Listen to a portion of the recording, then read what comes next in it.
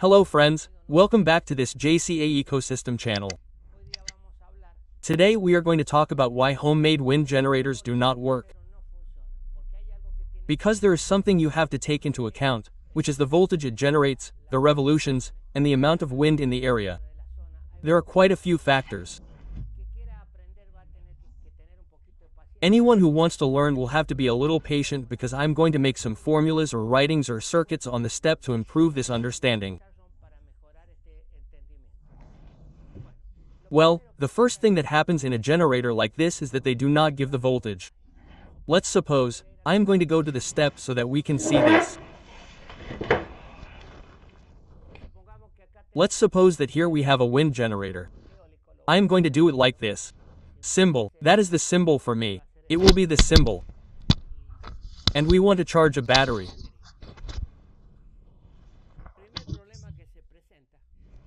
The first problem that arises is that it has to be direct current to charge the battery.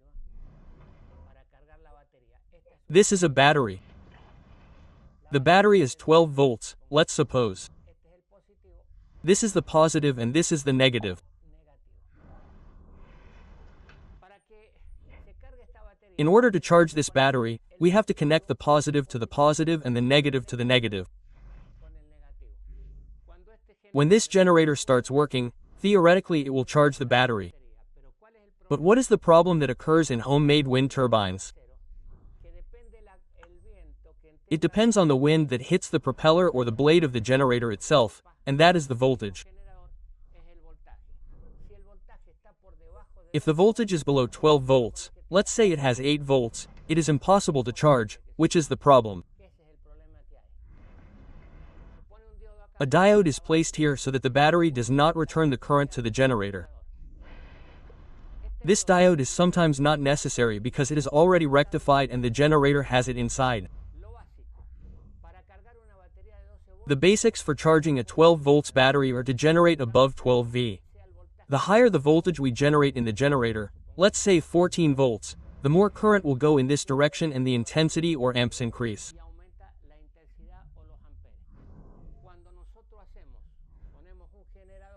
When we do this, we install a wind generator and put a light bulb in it, which is what we normally do, a small light bulb, let's say, with 12 volts.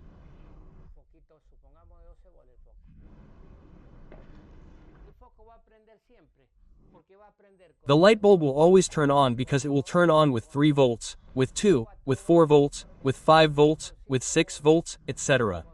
Why? Because it is directly short-circuited and any voltage generated by the wind turbine will turn on the light bulb. But what happens?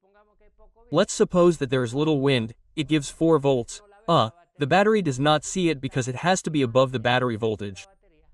Now, if I put a 5 or 3 volt battery instead of a 12 volt one, yes, I will charge it, but it will practically not be used, 12 or 24 volts are used. Let's suppose that here they want a 24 volt battery. It's an even more serious problem because here we have to have at least 28, minimum 28. Here the generator has to produce 28.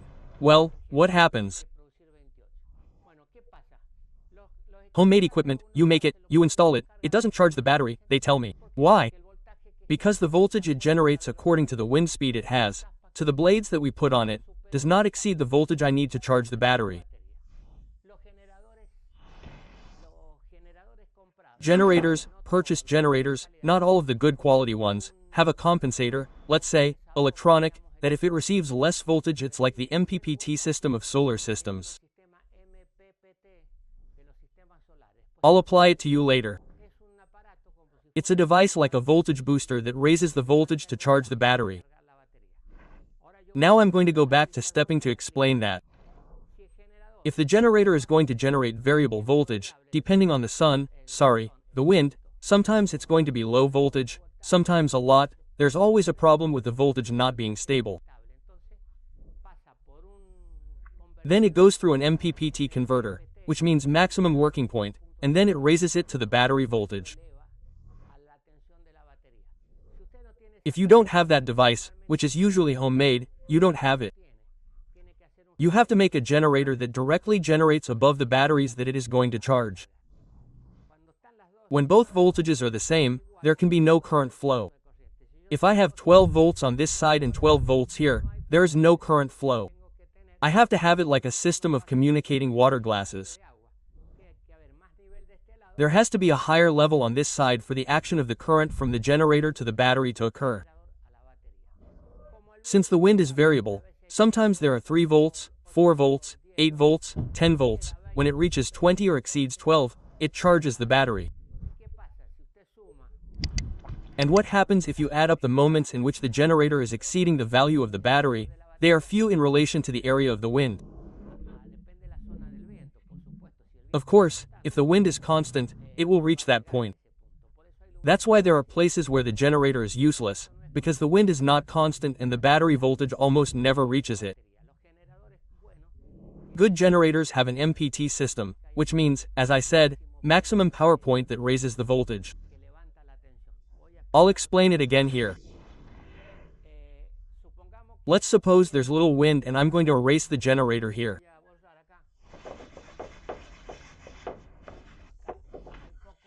Here there's little wind and the generator is producing. Let's charge a 12 volts battery.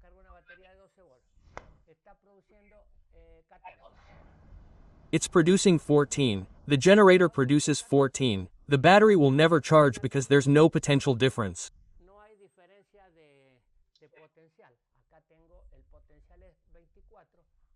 Here I have the potential is 24 and here the potential is 14. If there were 2 communicating vessel systems, that is, I put this below and here is the other, it's water. If this level is higher than this, there's water circulation from the larger vessel to the smaller one. It's exactly the same. Well, there are good quality purchased generators that have a kind of converter in the middle here that raises the voltage it receives and raises it to 24 hours.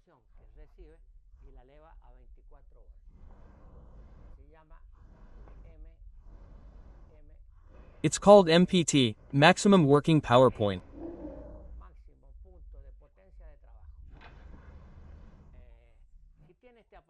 If you have this solar device, solar is used in solar equipment, but also in wind power. So, depending on the speed it has, the voltage it has here, this equipment always raises the voltage to charge the battery. Let's go back to what I wanted you to understand regarding the theory of generators. Generators, I told you that they are any motor that is reversed. You drive it and it generates electricity. This is an overboard wheel. If I make it spin, which is one of the aeroplanes that I have, it produces 3-phase current in 3 cables. I don't use the thinnest ones because it is a sensor to use it as a motor. In this case, there are 3 cables, yellow, blue and green. This is a motor, but since I make it go reversibly with a propeller, it produces current. But what happens? This engine is 36 V, so, with 700 revolutions it produces 12. If I give it 1000 it will reach 36 volume, but the wind almost never makes it reach those revolutions. And if it were a smaller engine, worse, it needs more speed. And how do you solve that? Multiplying with some gears or a pulley. I'm going to go to the board again. Let's suppose that this is the generator shaft. Whenever I talk about a wind generator, and here I put a large pulley and here a small one where the dynamo will go. With a belt, each time this one makes 1 turn, the one below will make 6 times more, let's say. It depends on the relationship between this and this. So, if it makes 20 turns, this one will make 6 times more, this one will make 120. Well, in this case it is done with a multiplier. I did not put a multiplier on any of the generators that I made. Why? Because that generates an energy consumption cost. The belt becomes heavier. So, what did I achieve by putting an overboard motor that has many fields in 1 turn? The magnet passes through the coils more times and it's the same as if it were multiplied. Now I'm going to show you something more important. Here I have a wheel, a bicycle wheel. The bicycle wheel far exceeds the overboard wheel because look at the diameter of this one and the diameter of the overboard wheel.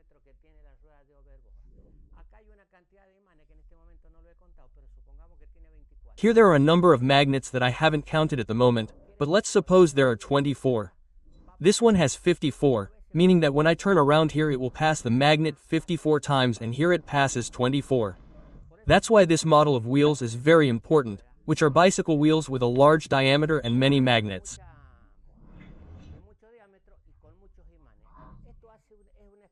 This acts as a kind of electronic multiplier.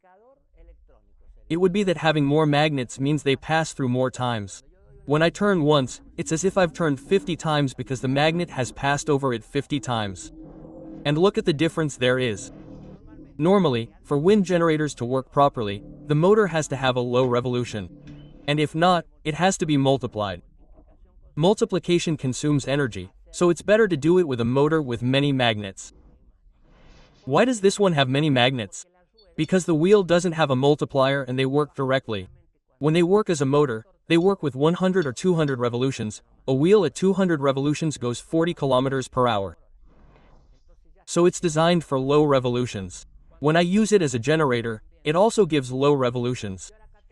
Here now I have the three phases that I always mentioned, 1, 2 and 3. And here I have the motor sensors. These sensors give it the order to turn when it works as a motor. Since I'm not going to make it turn electrically, but the wind is going to make it turn, I don't use the sensors, I use the three coils directly. I'm going to put a spotlight, which is this one in the phase here, without rectifying, without anything. And look at the advantage of having many magnets. Look at the turn I'm giving it. This is very small, and if I make it lighter, with a car wheel, a bicycle or a motorcycle, you can make a spectacular generator. Undoubtedly this gets heavier as it consumes more. If I join the two here directly, it gets heavier. Feel how the noise is. So short overall. Now I'll take it out of the short circuit. Look, there it is directly with my hand.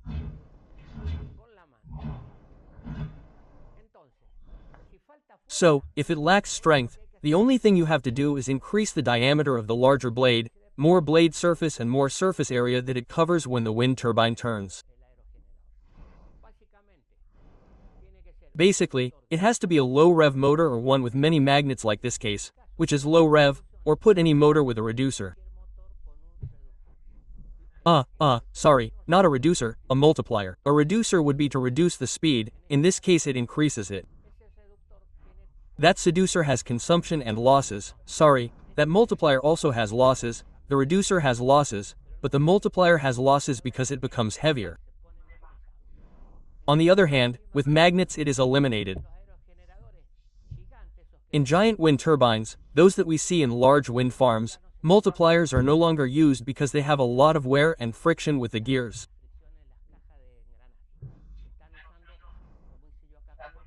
They are using, as I did here with the wheel, a lot of magnets with a diameter of about 5 or 6 meters, the diameter of the rotor with magnets of this size that are really incredible. I was seeing it in a company that builds these wind turbines and it's scary how strong it is. They have to put it in with a special press because it takes it away automatically. Now I'm going to show you one of these disassembled motors that is here. Look at how many coils it has. I'm going to stop so that I can look from this side. Look, that's 1, 2, 3, see you. And so on, it will form the 50-something coils. That means that with one of these turns I'm going to make 50 passes through the coil and it's going to have much more energy. This same motor, if you look at it, is the same as this one. Well, look, notice how the light turns on basically with nothing. So, a generator of this type is very easy to charge a 12 volts battery because it immediately starts to spin. It's going to produce the voltage, and if not, you have to use a booster like an MPPT system, which means the maximum working point. That's another thing. It receives a little voltage and raises it. That's an electronic circuit. There are wind turbines that come with that system and they work. The other has to be an area of permanent wind because if there are no cuts and it doesn't perform. The same in the case of because it has to reach a limit of constant revolutions. At first it's difficult and then it stabilizes. When this wind is constant, it always remains stabilized and generates quite well 24 hours a day. On the other hand, solar panels don't have 24-hour operation, but solar panels have the advantage of directly releasing the voltage. It doesn't need to reach a certain RPM. You put the solar panel in and it already has the voltage. The amperage will depend on the amount of sun. And here the voltage only changes when it reaches its optimum RPM. I wanted to talk about all this to explain the pros and cons of a wind turbine and a solar system. There are many more things we could talk about, but I wanted to do this video this way. Until next time, greetings. Write no, and keep commenting and spreading the word about our channel, so we can get more and more subscribers.